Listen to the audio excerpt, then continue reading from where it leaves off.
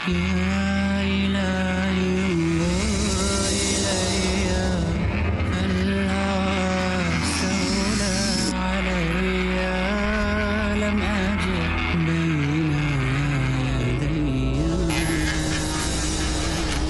يرجى لقيا لك قد وجهت كلي وبسطت كفي مخلص القلب لعلي يمنح السلام علیکم ورحمۃ اللہ وبرکاتہ۔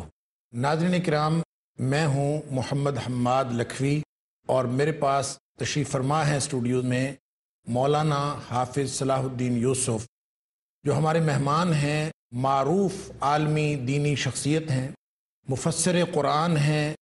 ناظرین کرام، تفسیر احسن البیان بڑی معروف مقبول تفسیر اردو زبان میں اس کے مصنف ہیں۔ ہماری خوش قسمتی کہ ہمارے پاس اسٹوڈیوز میں تشریف فرما ہیں، پہلے بھی تشریف لاتے ہیں اور ہماری رہنمائی کرتے ہیں۔ ہم ہمیشہ ان سے سیکھتے ہیں۔ زکوٰۃ کے احکام و مسائل کے حوالے سے گفتگو چل رہی ہے، آج پھر ہم ان سے رہنمائی حاصل کرنے کی کوشش کرتے ہیں۔ حافظ صاحب محترم، السلام علیکم ورحمۃ اللہ وبرکاتہ۔ وعلیکم السلام ورحمۃ اللہ وبرکاتہ۔ جزاکم اللہ خیر، آپ آج ایک دفعہ پھر ہمارے پاس تشریف لائے۔ اللہ تعالیٰ آپ کو جزائے خیر دے، اللہ تعالیٰ آپ کو صحت، سلامتی اور برکت والی زندگی عطا فرمائے۔ حافظ صاحب، پچھلے پروگرام میں ہم نے مصارف زکوٰۃ پہ اپنی گفتگو مکمل کی، لیکن اس میں ایک دو سوال رہ گئے غیر مستحقین کے حوالے سے۔ یعنی کیا ایسے لوگ بھی موجود ہیں جو اگرچہ ان مدات جو بیان کی گئی ہیں قرآن پاک میں، ان مدات کی صورت میں، ان مدات کے ذیل میں آتے ہیں، لیکن ان کو زکوٰۃ نہیں دی جا سکتی؟ کیا ایسے کوئی لوگ موجود ہیں؟ جی ہاں، 7 قسمیں ایسی ہیں کہ جن پر زکوٰۃ کی رقم خرچ نہیں کی جا سکتی۔ مثال کے طور پہ اس میں یہ کہا جاتا ہے کہ جو اگر نبی کریم صلی اللہ علیہ وسلم کی اولاد میں سے ہیں، آل نبی ہیں، ان کو نہیں دی جا سکتی۔ جی ہاں، مشہور یہی ہے۔ ہاں جی۔ اور اس کی وجہ یہ ہے کہ رسول اللہ صلی اللہ علیہ وسلم زکوٰۃ کا مال کھانے سے بہت ہی احتیاط فرمایا کرتے تھے۔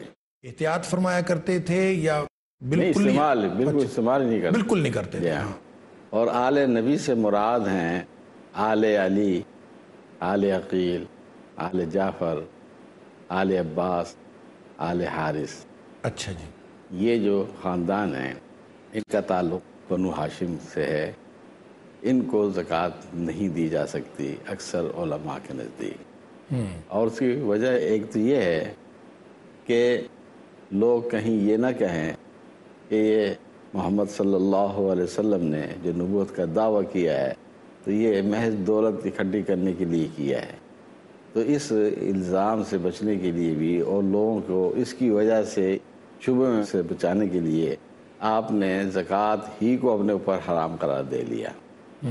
اور دوسری بات یہ ہے کہ اس زمانے میں جہاد عام ہو رہا تھا، مال غنیمت بھی آتا تھا۔ تو مال غنیمت کے بارے میں اللہ تعالیٰ نے قرآن مجید میں فرمایا انما غنمتم من شیء فان للہ خمسہ وللرسول ولذی القربى والیتامى والمساکین، کہ مال غنیمت میں سے 5واں حصہ وہ اللہ کے لیے، اللہ کے رسول کے لیے، اور اس کے رشتہ داروں کے لیے، یتیموں مسکینوں کے لیے، سمجھے؟ صحیح، یعنی مال غنیمت میں بھی حصہ رکھا ہے۔ 5ویں حصے سے مراد یہ ہے کہ جتنا مال غنیمت حاصل ہوتا تھا تو 4 حصے تو مجاہدین میں تقسیم کر دیے جاتے تھے، ٹھیک، جو جنگ میں حصہ لیتے تھے، اور 1 حصہ وہ رسول صلی اللہ علیہ وسلم کو دے دیا جاتا تھا۔ آپ وہ اپنی ازواج مطہرات پر بھی خرچ کرتے تھے، اپنے رشتہ داروں پر بھی، یتیم مسکینوں پر بھی، سمجھے؟ صحیح۔ اس کا یہ مصرف تھا۔ تو اب ایک تو دونوں ہی وجہ ختم ہو گئی ہیں۔ اب کوئی نبی صلی اللہ علیہ وسلم پر الزام بھی نہیں لگا سکتا تھا کہ آپ نے نبوت کی دعوت اس لیے کا، وہ تو مسئلہ ختم ہو گیا۔ اور اسی طریقے سے یہ غنیمت کے ذریعے سے جو 5واں حصہ آپ کو ملتا تھا اس کا سلسلہ بھی اب ختم ہو گیا۔ تو اب اگر نبوت کے گھرانے میں سے کچھ لوگ ہیں تو ان کے لیے تو اب وہ جو جس وجہ سے زکوٰۃ ان پر حرام کی گئی تھی وہ وجہ تو ختم ہو گئی ہے۔ اس لیے اب بعض علماء کی رائے یہی ہے کہ اب اگر ان کو ضرورت پیش آئے تو ان کو زکوٰۃ کی رقم دی جا سکتی ہے۔ اچھا، اب دی جا سکتی ہے. اکثر علماء اگرچہ اب بھی قائل نہیں ہے، لیکن یہ دو جو اصل وجہ ہے حرام ہونے کی وہ اب چونکہ ختم ہو گئی ہیں، اس لیے ان کی رائے میں اب دی جا سکتی ہے. یعنی کسی ان دو وجوہات کے علاوہ یہ بات ثابت نہیں ہے کسی نص سے کہ آل نبی کو نہیں دی جا سکے گی، نص نہیں ہے کوئی ایسی. نہیں، اپنی ذات کے بارے میں تو آپ نے فرمایا نا جی کہ ہم صدقہ نہیں کھاتے، اور آپ کا عمل بھی یہی تھا، کوئی چیز آتی تو آپ لیکن پوچھتے تھے. اولاد کے لیے کوئی ایسی اولاد کے لیے بھی آپ نے حضرت حسن کا واقعہ آتا ہے، ایک مطلب وہ کھجور اٹھا کر کھانے لگے تو آپ نے روک دیا کہ کہیں صدقے کی نہ ہو. پھر اس سے تو یہ ثابت ہوتا ہے کہ بعد میں بھی جو بھی اولاد ہے جب کبھی بھی جیسے بھی نہیں، اولاد لیکن اس وقت تو الزام لگنے کا اندیشہ تھا نا، یہ لیکن محض مال و دولت اکٹھے کرنے کے لیے. جو یہ احتیاط ہے کہ ایک کھجور بھی بچے کو اس کے منہ میں جا رہی ہے، اس میں تو کوئی الزام لگنے والی بات نہیں تھی، تو آپ نے اتنی سختی سے منع فرمایا. اس سختی سے یہ پتہ چلتا ہے وہ تو آپ کا تقوی ورع اور احتیاط ہے نا، بہت زیادہ سچ ہے. دوسری بات یہ ہے نا کہ یہ تو ایک رائے ہے نا علماء کی، اکثر علماء کی رائے تو وہی ہے، اکثر علماء کی رائے یہ ہے کہ جس کا اس بات آپ فرما رہے ہیں نہیں دی جا ہاں سکتی. جی ہاں ٹھیک. جی ہاں آل نبی کو ہاں اس کا مطلب یہ ہے کہ اگر کوئی نبی پاک صلی اللہ علیہ وآلہ وسلم کی اولاد میں سے موجود ہیں ہاں اور وہ مستحقین ہیں، ہاں مستحق ہونے کے باوجود ان کو زکوٰۃ نہیں دی جائے گی بلکہ علاوہ ازیں صدقات میں سے ان کی مدد کی جائے. اچھا، اسی طرح بہت سارے لوگ یہ کہتے ہیں کہ غیر مسلم کو زکوٰۃ نہیں دی جا سکتی. جی ہاں، غیر مسلم کو بھی زکوٰۃ کی رقم نہیں دی جا سکتی، اس لیے کہ زکوٰۃ کے بارے میں رسول اللہ صلی اللہ علیہ وسلم نے فرمایا تھا تؤخذ من اغنیائہم وترد علی فقرائہم، کہ اغنیا سے، مسلمانوں کے اغنیا سے زکوٰۃ وصول کی جائے اور مسلمانوں میں جو فقراء ہیں ان پر اس کو تقسیم کیا جائے. یعنی یہ جو ہم کی ضمیر ہے یہ بتاتی ہے کہ انہی میں سے اغنیا، انہی میں سے فقراء. صحیح. تو یہ نص ہے اس بارے میں، اس سے استدلال کرتے ہیں، اس لیے وہ کہتے ہیں کہ غیر مسلم کو زکوٰۃ کی رقم نہیں دی جا سکتی. تاہم ایک مسلمان ملک میں دوسرے لوگ بھی رہتے ہیں، غیر مسلم بھی، تو اگر ان کو تعاون کی ضرورت پیش آ جائے تو ان کے ساتھ زکوٰۃ کے علاوہ ویسے ہی تعاون کیا جا سکتا ہے کہ نہیں.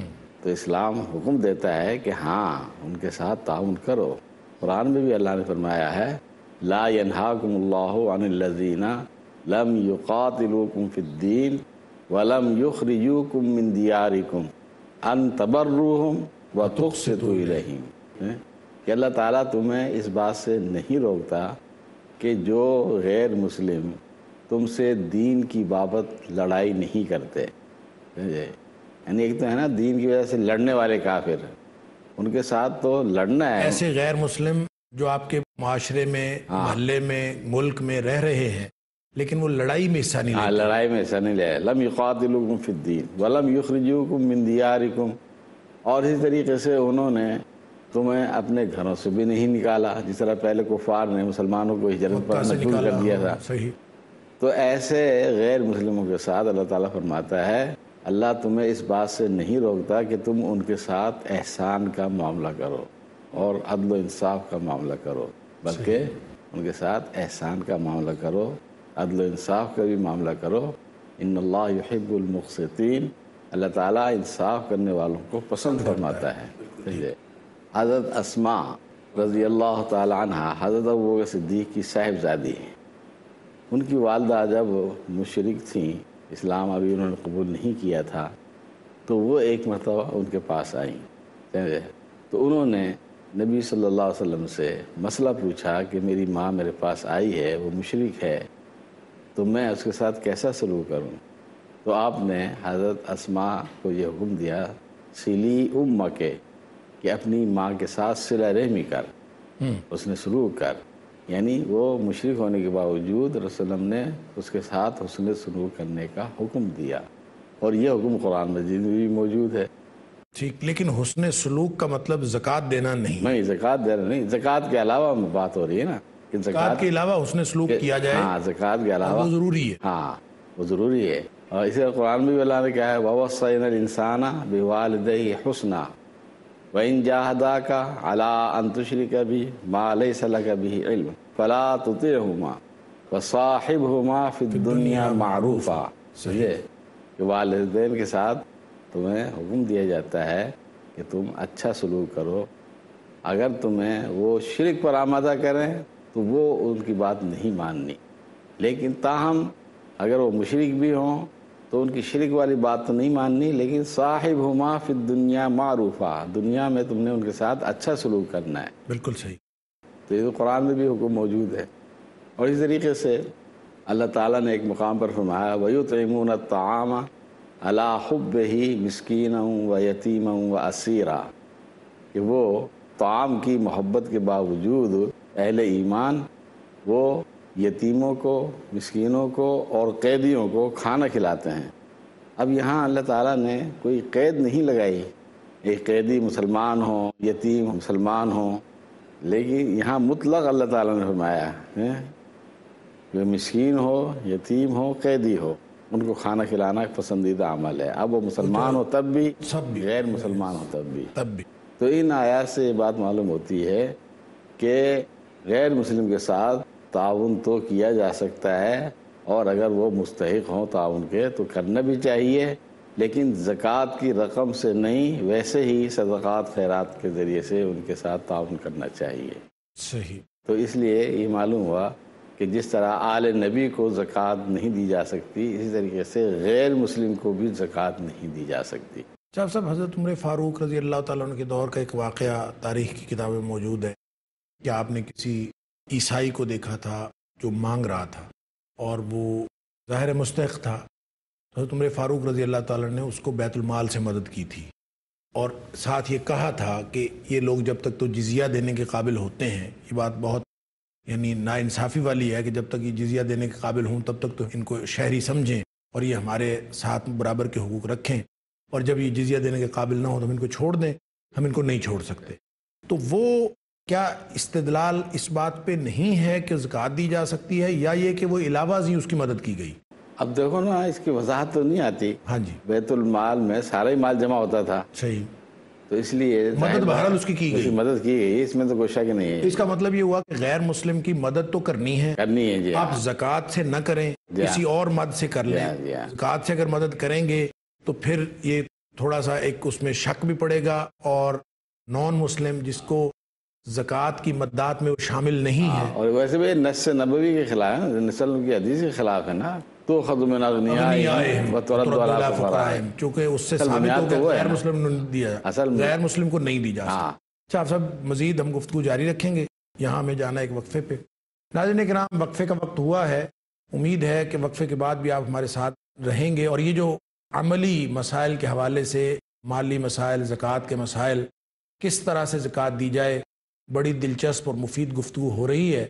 امید ہے آپ ہمارے ساتھ رہیں گے۔ حاضر ہوتے ہیں وقفے کے بعد۔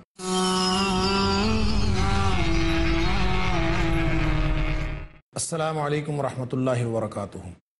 وقفے کے بعد ایک دفعہ پھر خوش آمدید ناظرین کرام۔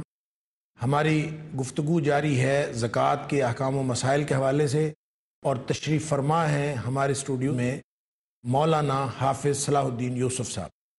حافظ صاحب، بات ہو رہی تھی کہ کس کس کو زکوٰۃ نہیں دی جا سکتی باوجود اس بات کے کہ وہ ان مددات کے ضمن میں آتا ہو، تو اس میں ہم نے غیر مسلم کی بات کہ نبی پاک صلی اللہ علیہ وسلم کی نص سے ثابت ہو گیا، گویا یہ ایک استثناء آ گیا کہ غیر مسلم کو زکوٰۃ نہیں دینی، علاوہ ازیں اس کی مدد کی جا سکتی۔ لیکن جب ہم نے مصارف زکوٰۃ پہ بات کی تھی تو اس میں جو مؤلفۃ القلوب ہے، اس میں آپ نے فرمایا تھا کہ جو ایسے غیر مسلم جن کا اسلام قبول کرنے کا امکان ہو تو ان کو زکوٰۃ دی جا سکتی ہے، تو وہ مؤلفۃ القلوب میں آتے ہیں۔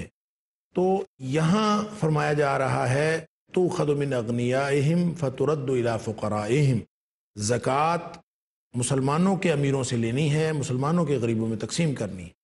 ان دونوں باتوں میں بظاہر کچھ تضاد محسوس ہو رہا ہے، آپ ذرا اس کی وضاحت فرمائیں۔ نہیں، اس میں تضاد کوئی نہیں ہے۔ یہ جہاں یہ بات ہوئی ہے کہ غیر مسلم کو زکوٰۃ نہیں دینی، یہ تو ایک عام حکم ہے۔ ٹھیک۔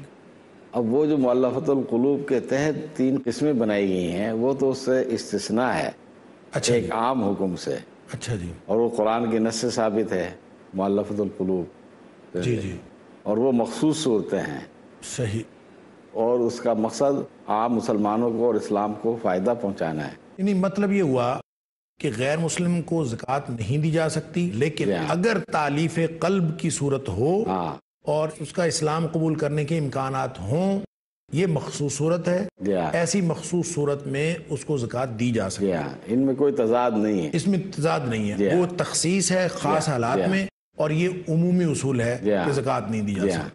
اچھا، اس کے علاوہ کہا یہ جاتا ہے کہ جو لوگ کسی گناہ میں مبتلا ہیں، فسق و فجور میں مبتلا ہیں، چاہے وہ مستحق ہوں، ان کو زکوٰۃ نہیں دی جا سکتی. اس سلسلے میں آپ رہنمائی فرمائیں. اس سلسلے میں امام ابن تیمیہ نے تفصیل سے بحث کی ہے، اور انہوں نے اسی رائے کا اظہار کیا ہے کہ جو فسق و فجور میں مسلمان مبتلا ہوں، چاہے وہ فقیر مسکین کی ذیل میں آتے ہوں، تو ان کو اگر آپ زکوٰۃ کی رقم دیں گے، ان کے ساتھ تعاون کریں گے، تو اس کا مطلب یہ ہے کہ آپ ان کو ان کے فسق و فجور میں مدد دے رہے ہیں. اس لیے انہوں نے اس رائے کا اظہار کیا ہے کہ اس صورت میں ایسے مسلمانوں کو جو فسق و فجور میں مبتلا ہوں، ان کو زکوٰۃ کی رقم نہ دی جائے. البتہ ان کو تبلیغ کی جائے، سمجھایا جائے اگر وہ اپنی اصلاح پر آمادہ ہوں. اسی طرح بے نماز کے بارے میں انہوں نے لکھا ہے کہ اس کو آپ سمجھائیں، اگر وہ نماز پڑھنے پر آمادہ ہو جاتے ہیں پھر آپ تعاون کریں، اگر وہ نہیں کرتا تو اس کا مطلب ہے بے نماز میں نکل گئے. کیونکہ یہ لوگ سزا کے مستحق ہیں، نہ کہ تعاون کے. صحیح. اگر آپ سزا کی بجائے ان کے ساتھ تعاون کریں گے تو اس جرم کے جس کے وہ مرتکب ہیں یا ہو رہے ہیں، اور پابندی سے ہو رہے ہیں، مستقل مزاجی سے اس پر لگے ہوئے ہیں، تو گویا آپ ان جرائم کی بھی حوصلہ افزائی کر رہے ہیں. صحیح. جبکہ ضرورت اس بات کی کہ ان کو ان جرائم کی وجہ سے سزا دی جائے. تو وہ مستحق تعزیر ہیں، مستحق سزا ہیں، مستحق تعدیب ہیں، نہ کہ وہ ہمارے تعاون کے مستحق ہیں. حتیٰ کہ زکوٰۃ کی رقم بھی ان کو آپ دے دیں.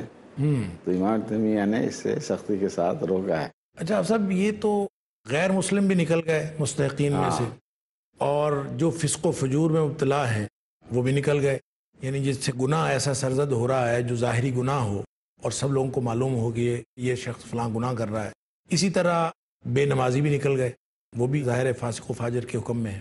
تو یوں تو مستحقین کی تعداد تو بہت تھوڑی رہ جائے گی معاشرے کے اندر. نہیں، یہ بھی تو ایک دعوت تبلیغ کا ایک انداز ہے نا. جی. آپ ان کو سمجھانے کی کوشش کریں، اور مسلمان کتنا بھی گیا گزرا ہو، اگر اس کو سمجھایا جائے، کوشش کی جائے اس کی اصلاح کی، تو وہ آمادہ اصلاح ہو جاتا ہے. اللہ ماشاء اللہ، سوائے بہت ہی سرکش قسم کے جو ہوں، ورنہ اکثر آمادہ اصلاح ہو جاتے ہیں.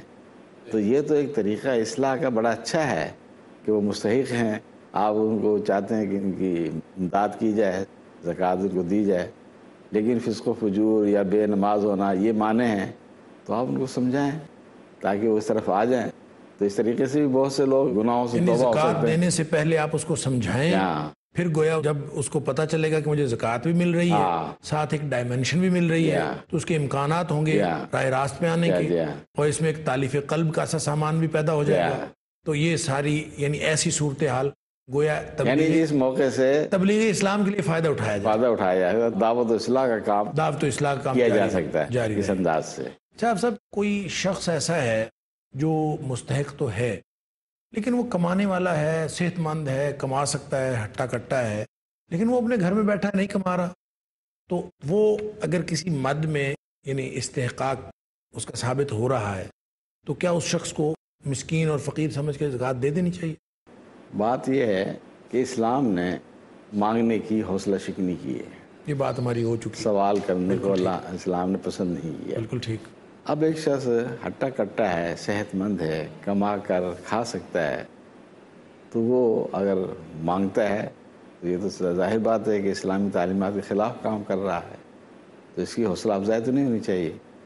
اسی لیے رسول صلی اللہ علیہ وسلم جب حجۃ الوداع کے موقع پر کچھ مال تقسیم فرما رہے تھے تو 2 شخص آئے اور انہوں نے سوال کیا، اللہ کے رسول ہمیں بھی کچھ عنایت فرمائیں.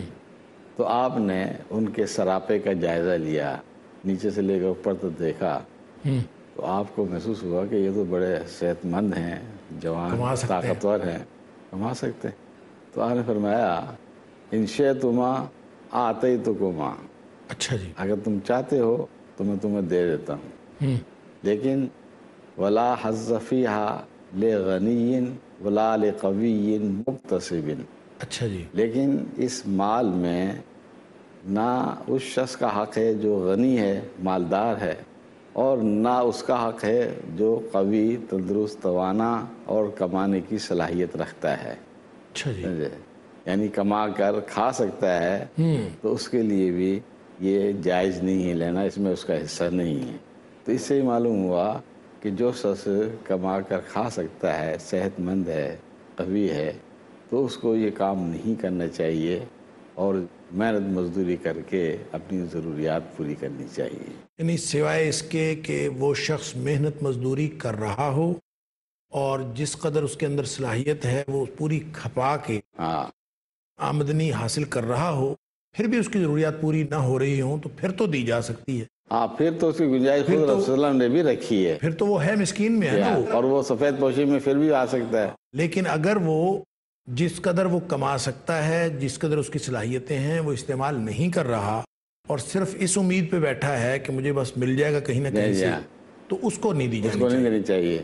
اور اس کی فراوت دیکھیں نا کہ بعض دفعہ ایسا بھی ہوتا ہے کہ ایک آدمی تندرست ہے، توانا ہے، صحت مند ہے، کما کر کھا سکتا ہے، لیکن اس کے پاس ہنر تو ہے، لیکن اتنے پیسے نہیں ہیں کہ وہ اپنے ہنر کے مطابق کوئی کام شروع کر سکے. ایک مثال کے طور پر اے سی اور یہ فریج وغیرہ کی مرمت کا کاریگر ہے، لیکن اس کے پاس اوزار خریدنے کے لیے پیسے نہیں ہیں. اس کو اوزار خریدنے کے لیے پیسے دے دیجیے. زکوٰۃ کی رقم سے آپ اس کو اوزار بھی دے سکتے ہیں. ایک ٹیلر ماسٹر ہے، وہ کہتا ہے مجھے کپڑے سینے تو آتے ہیں لیکن میرے پاس مشین نہیں ہے، فلاں چیز نہیں ہے، فلاں چیز نہیں ہے، تو اس کی وہ ضروریات بھی آپ زکوٰۃ کی رقم سے پوری کر سکتے ہیں. جزاکم اللہ. آپ صاحب گفتگو ہماری جاری رہے گی. میں نے گزشتہ پروگرام کے آخر پہ کہا تھا کہ مصارف زکوٰۃ کے حوالے سے ہماری بات مکمل ہوئی، لیکن اس میں چونکہ یہ منفی جو اس کا پہلو ہے کہ کون کون سے لوگوں کو زکوٰۃ نہیں دی جانی چاہیے باوجود اس بات کے کہ وہ مصارف زکوٰۃ کی مدات کے ذیل میں آتے ہوں، تو یہ ایک پہلو مفقود تھا پچھلے پروگرام میں. آج ہم نے اس کو مکمل کیا. ناظرین کرام، جن لوگوں کو زکوٰۃ نہیں دی جا سکتی ان کے حوالے سے بھی گفتگو ہوئی، اگرچہ اس میں کچھ لوگ اور بھی شامل ہیں، جیسے اولاد، جیسے والدین، جیسے میاں بیوی کے لیے اور بیوی میاں کے لیے، لیکن یہ کسی نہ کسی طور ہماری گزشتہ گفتگو میں آ گئے ہیں اور ہم نے کسی نہ کسی طور ان کا ذکر یہاں کیا اور ان کے بارے میں مولانا حافظ صلاح الدین یوسف صاحب سے رہنمائی حاصل کی. لہٰذا آج کے پروگرام کے آخر پہ میں یہ کہنے میں حق بجانب ہوں کہ مصارف زکوٰۃ کے حوالے سے وہ مثبت حوالے سے بھی ہماری گفتگو پچھلے پروگرام میں مکمل ہو گئی تھی. اب منفی حوالے سے بھی جن لوگوں کا استثناء تھا کہ جن کو زکوٰۃ نہیں دی جا سکتی باوجود استحقاق کے، ان کے بارے میں بھی ہماری گفتگو مکمل ہوئی. اگلے پروگرام میں انشاءاللہ اسی موضوع کو، یعنی صدقات و زکوٰۃ کے احکام و مسائل، اسی کو آگے بڑھاتے ہوئے انشاءاللہ اگلے پروگرام میں پھر حاضر ہوں گے. تب تک کے لیے اجازت دیجیے. السلام علیکم ورحمۃ اللہ وبرکاتہ.